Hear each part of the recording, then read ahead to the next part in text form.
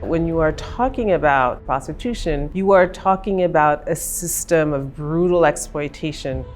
The women that I encounter, they are so beaten, so traumatized.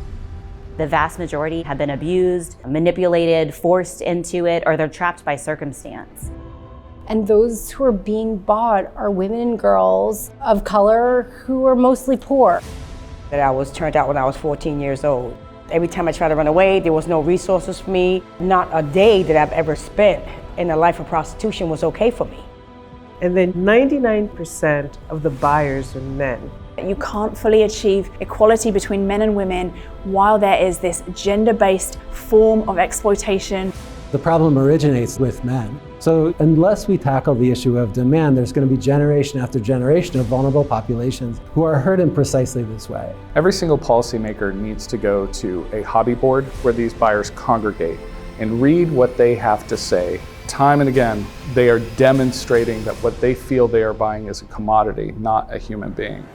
A lot of men are deterred from engaging in prostitution because it's illegal. And if you were to take that illegality out of the equation, you would have an increase in demand. In order to meet that demand, you would have a supply that would need to increase.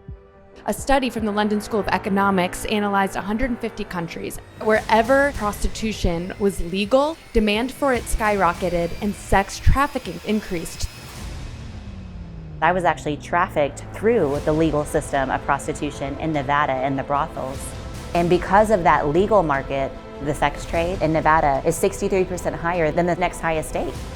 Nevada's number 2 in the country for women to be murdered by men, number 6 in the country for women to be raped by men, in the top 10 for youth to be trafficked.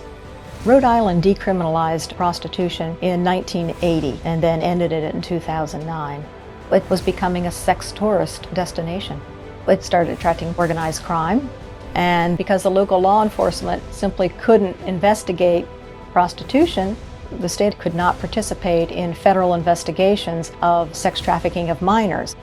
Legalization, full decriminalization, these have been tried and they have failed. Both remove restrictions on pimps, sex buyers, and brothel keepers, especially full decriminalization, where there are virtually no regulations so they can exploit with impunity. People say it's the oldest profession. It's actually the oldest oppression.